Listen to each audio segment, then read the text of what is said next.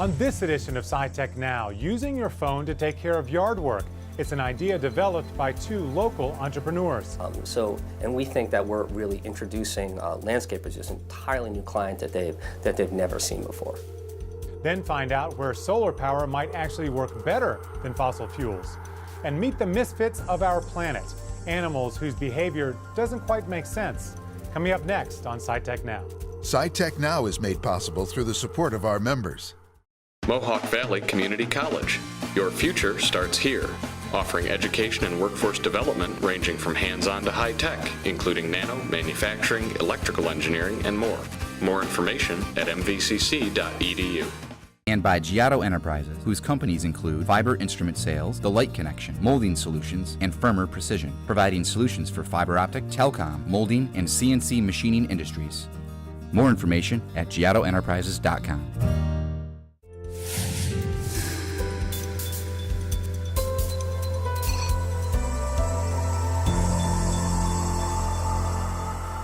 Hello, I'm Simon Perez, and welcome to SciTech Now, our weekly program bringing you the latest breakthroughs in science, technology, and innovation here in Central New York and across the country. And we begin with two Central New York entrepreneurs who have developed a mobile app some call the Uber of yard work. But instead of a car showing up, it's either a plow or a mower. We caught up with the makers of plows and mows to learn more about this idea that makes your cell phone a secret weapon in the fight against household chores. My mom is a single parent, lives in a big house, old house, and a long driveway, and she tries to do everything herself. So, unfortunately, this time around a big snowstorm came along, and my mom was like, "Can you call landscapers and see if someone can plow my driveway? I can't get out." I immediately, drove over there. I've got an SUV. I was calling landscapers because it was just an unbearable job. And nobody picked up their phone. Meanwhile, I'm seeing plow trucks driving by her house, and I'm saying, wait a second, these guys are missing an opportunity to make more money. Meanwhile, my mom can't get a hold of anyone, so it was like, aha, there's got to be a way here. And that's when, I reached out to Drew. I was telling him about the idea. He was like, wow, I think there's something here, and we set out to create the app. Great time.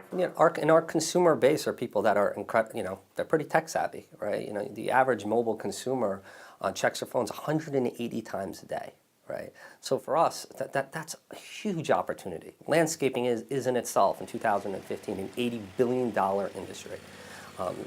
And we think that we're really introducing landscapers to an entirely new client that they've never seen before.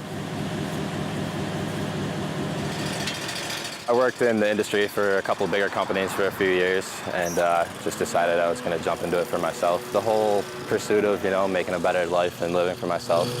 To be honest with you, I was just on my cell phone one night and I was in the, app store or whatever it was, and I saw it and I was like, wow, this is a really, interesting avenue or opportunity to, supplement my income for snow plowing is what I originally got into it to do. And it's just gone from there. I mean, it's been, a good experience so far. Once you actually hit that order button, it gets dispatched out automatically to our providers, that are within that radius. And from there, the providers have their own side of the app where they see incoming jobs. They see exactly how much they're going to get paid, a picture of the house, notes that the consumer may have left, saying, hey, well, I've got a dog chain in the back, make sure you don't hit that. And then from there, if it makes sense to them, they hit the accept button. They know exactly when they need to be out there. Then once the provider goes out there, they take a picture of the completed job. They hit the close button. They get paid. You're not forced to take any of the work. You can look at the jobs, and if it fits with your schedule for the day or whatever you have going on, you can request a job. May, I did almost 100 this month, or June, and this month so far I've been a little bit slower, but there's ups and downs, but it's pretty steady. To the consumer, it's a very simple process. You basically enter a few different things of information, depending on whether it's snow plowing or lawn mowing. From there, it hits our server. Depending on your location and other variables, an exact price is calculated. So there's no, negotiating the price, going back and forth with a provider. You know exactly how much you're going to pay before you hit that order button. And then the consumer, throughout the whole process is notified. They actually know when the provider's showing up. They get a notification within the app saying the provider's 15 minutes away. Your job's been completed, and you get a picture too as well.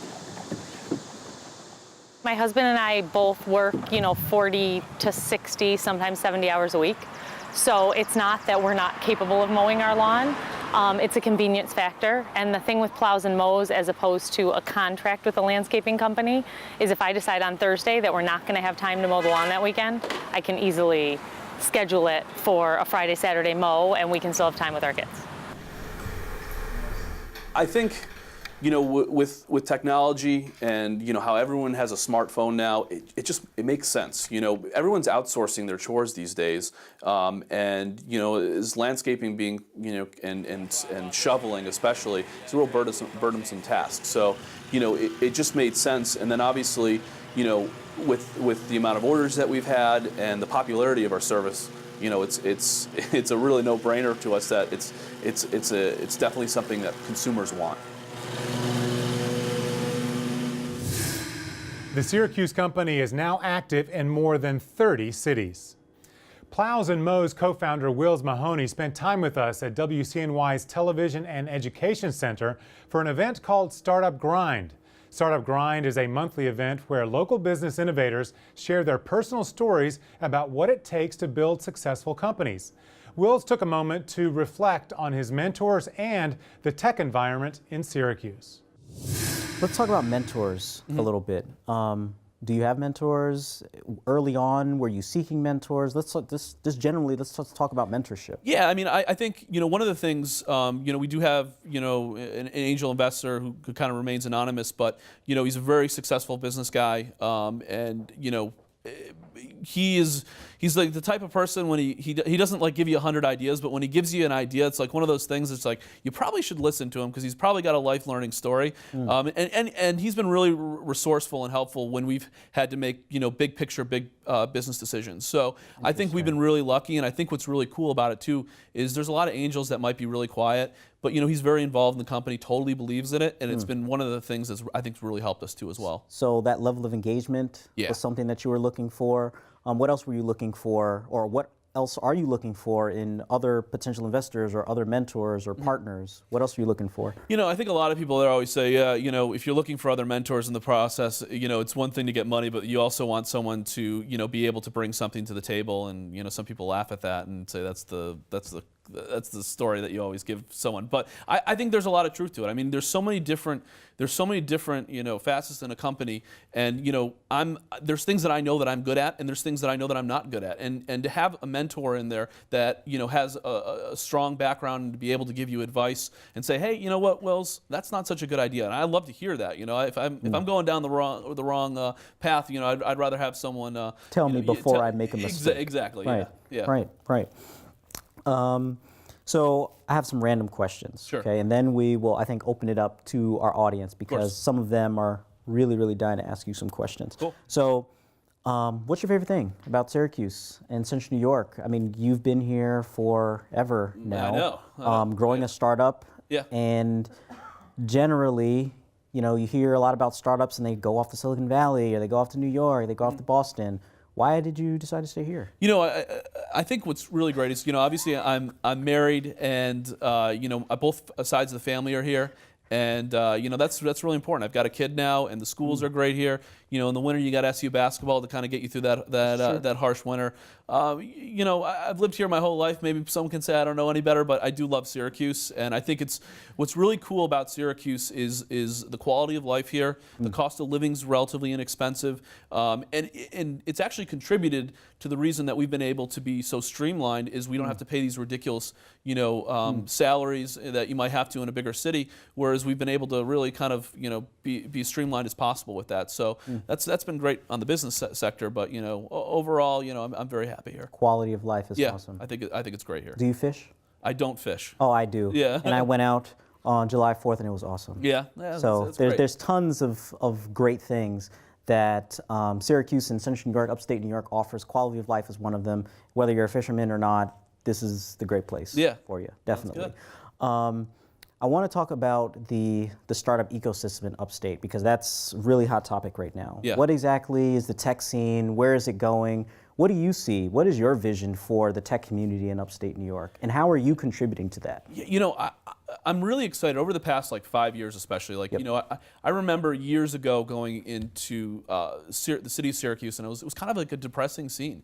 And you know, to see all the development going on, that's encouraging for me. You know, and you know, one of the things, you know, I love about, you know, having a business in Syracuse is I want to grow it, and I want to be able to, you know, offer more jobs, and you know, generate people's interest to come here, and you know, especially people that have really great talents, and say, hey, this is a great place to live. This is a wonderful opportunity, and I think that's really important. So, my last question before we open it up to our audience is, what can we do to help an entrepreneur and other entrepreneurs like you who are growing companies and trying to create jobs and really try to uplift a somewhat deflated community who's hit hard times? What can we do to help you? Well, I mean, I think it's really important to provide as many resources as possible. I mean, I think for any like startup or entrepreneur that, you know, might be getting into the game, you know, there's a lot of like questions that they're going to have, and I think the Tech Garden is an awesome facility. Oh, stop it. I know, but it's great. So it's one of those things to have resources like that, and then even, you know, obviously at the end of the day, money's a very important thing, and being able to offer grants and opportunities for these small startups that desperately need that funding I think is really, really important. More than 1 billion people across the globe live without electricity, but many believe solar power could be the key to changing that. SciTech Now's Hari Srinivasan talks to one of the world's leading solar evangelists. How do you think solar power can solve this problem, considering that usually to harness the sun's energy, you have to have some sort of access to a solar cell, which not everybody on the planet has? So first of all, we can make that happen. Of the 1.3 billion without power, there's 600 million in Africa alone.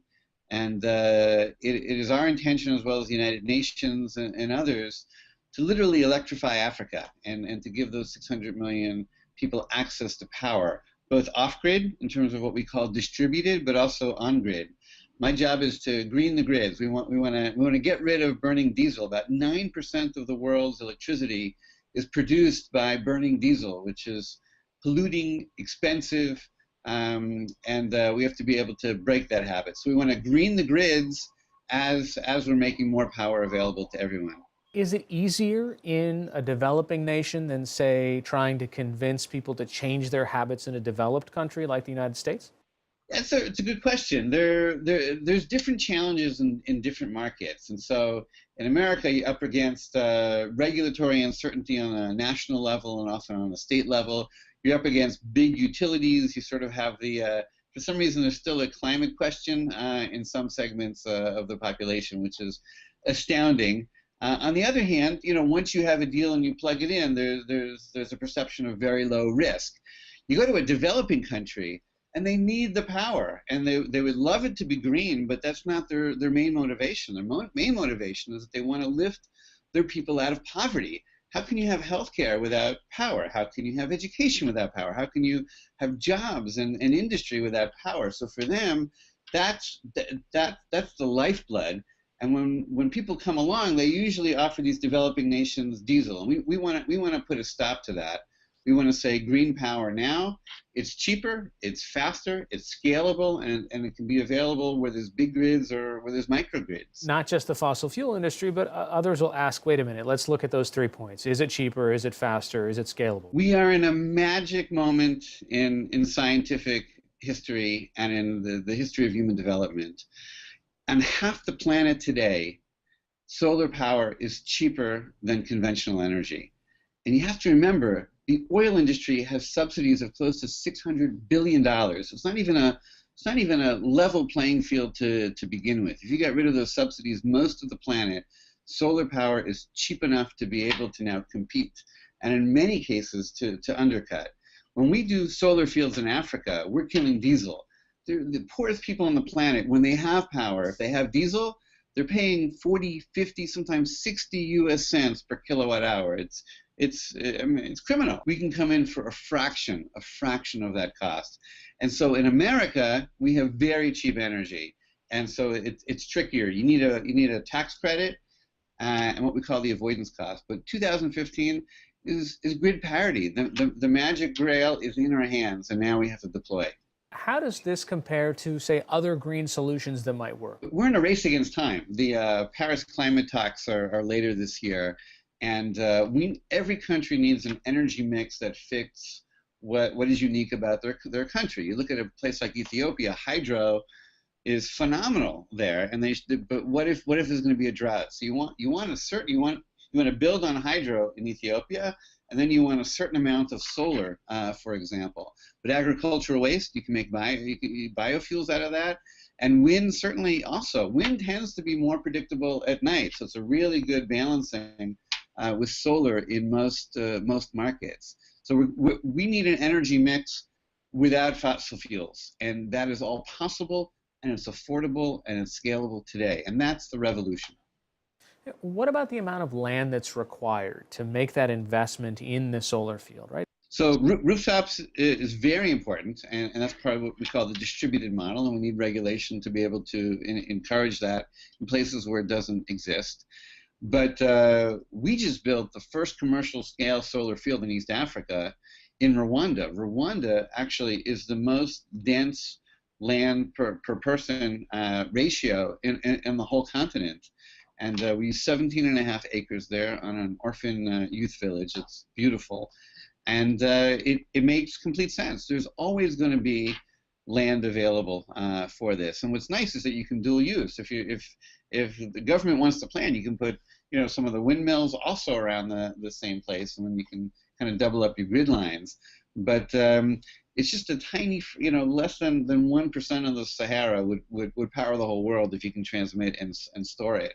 And so land is not really the issue. We need to be sensitive about, particularly in developing countries, about grazing rights and historical rights. And there's ways of doing that. And we come as humanitarians, we come as environmentalists, and we uphold the highest standards of the World Bank and others to do it morally and to do it ethically and to do it in an environmentally friendly way.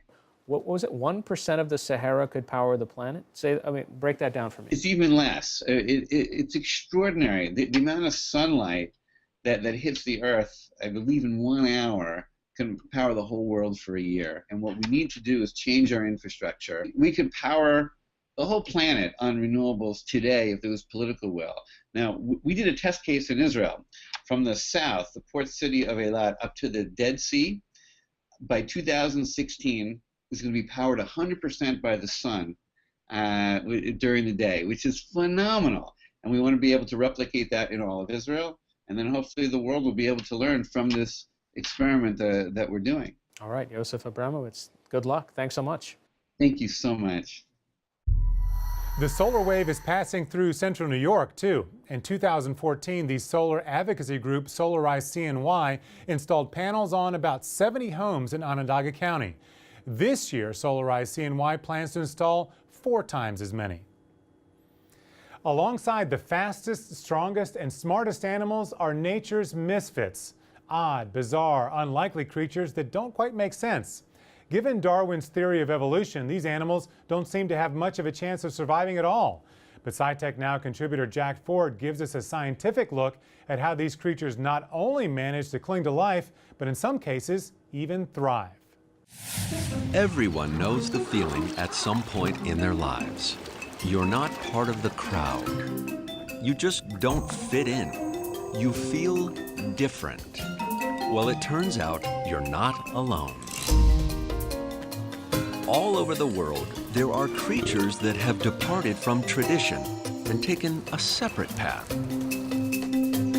They may look a little strange, and they're living lives quite unlike those of the families they came from. These oddballs appear to be misfits of nature, but they are no accident. Each one is an unconventional solution to the problems of life. It's time we celebrate the creative differences that pop up all over the natural world. It's time that animal misfits get the credit they're due. After all, their unorthodox approach could be the next big thing. Jack Ford of Metro Focus recently sat down with Janet Hess, who's a series editor of the PBS program Nature. First question is, what then makes a misfit? Well, we've taken a look at so many animals across the whole spectrum of the planet, and we're always looking at things that are so beautifully evolved, and the fastest and the strongest and the sleekest, and animals that work so well, designed by nature. And the truth is, nature is always designing, and it's always trying new things. So there's a lot of experimenting out there, and there's often creatures that look like, a little awkward, a little, what on earth was nature thinking there? And we wanted to take a look at those. But the fascinating thing I found in watching this is you're talking about, you've got categories here, some that seem to be ill-suited for their environment, others that seem to have developed this great specialization, but what else then can they do? And then some that are just flat out different here. But yet they all seem to work okay. They do work, and they're finding creative solutions to do things differently than maybe the rest of their kind. So it's really a case of there's not just one way to succeed. There's lots of ways to succeed, and we kind of want to highlight these very oddball, wonderful, eccentric characters in this program. You know, early on, we're watching the panda. And people love pandas. You know, there's something just about them that draws us to them. But all of a sudden, I'm learning things that I didn't know about pandas. A non-meat-eating carnivore and their relationship with bamboo. What's that all about? I mean, they have carnivore teeth. They have a carnivore digestive tract. They're a real bear. And they live virtually almost completely off of this one plant that is so unnutritious, that is so hard to digest.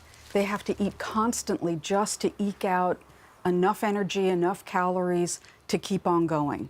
And we'd all love to interview pandas about that and sort of get their point of view, but all we can do is follow what they really do. And that's how they've been surviving for thousands of years. How about the big-headed mole rat? Well, first of all, that's an awful name for it is anybody a terrible to have name. to carry. And mole rats aren't the most glamorous of characters to begin with. And then to add a big head on top of that sort of glorious name. There are 36 kinds of mole rats, believe it or not, and they all live underground, all of them. They're really very well adapted for that. And the big-headed mole rat has made another decision, and it's forages out on the surface, out on these grasslands, and isn't all that well adapted, it would appear, to do that.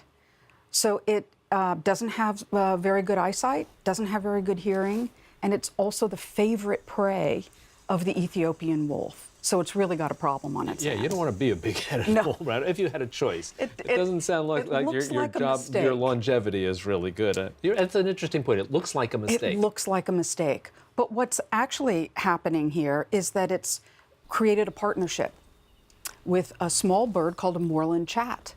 And the chat really acts as its eyes and ears and alerts the mole rat to any danger.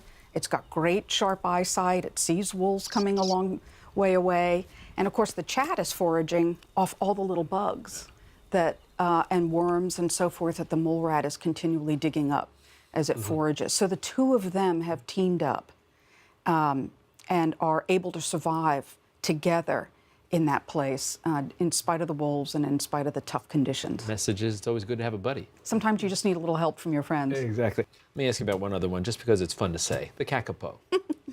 The kakapo is a delightful character. It's a big parrot, and it's the only parrot in the world that can't fly.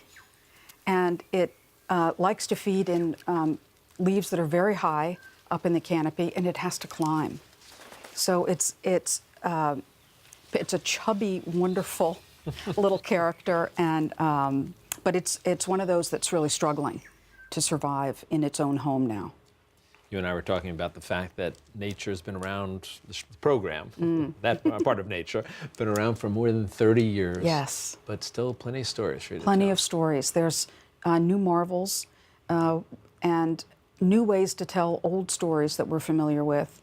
And the animals themselves are always doing interesting things. And we find great characters to follow. And so we hope to be around for years to come. Well, Janet Hess, thanks so much for joining us. Thank you, Jack. That's it for this edition of SciTech Now. Join the conversation with your questions, comments, and thoughts on Facebook and Twitter. Next week on SciTech Now, microbrews are a big hit in New York, but one of the main ingredients, hops, still comes to us from the West Coast. Find out how scientists at Cornell are trying to make sure the beer is from here. Then, battling the human bulge with the help of grizzly bears. A revolution in weather forecasting is on the radar. And how much of what you see at the movies about dinosaurs is true? We'll set the prehistoric record straight. I'm Simon Perez. We'll see you next week on SciTech Now. SciTech Now is made possible through the support of our members. Mohawk Valley Community College. Your future starts here. Offering education and workforce development ranging from hands-on to high-tech, including nano, manufacturing, electrical engineering, and more. More information at mvcc.edu. And by Giotto Enterprises, whose companies include Fiber Instrument Sales, The Light Connection, Molding Solutions, and Firmer Precision, providing solutions for fiber optic, telecom, molding, and CNC machining industries. More information at giottoenterprises.com.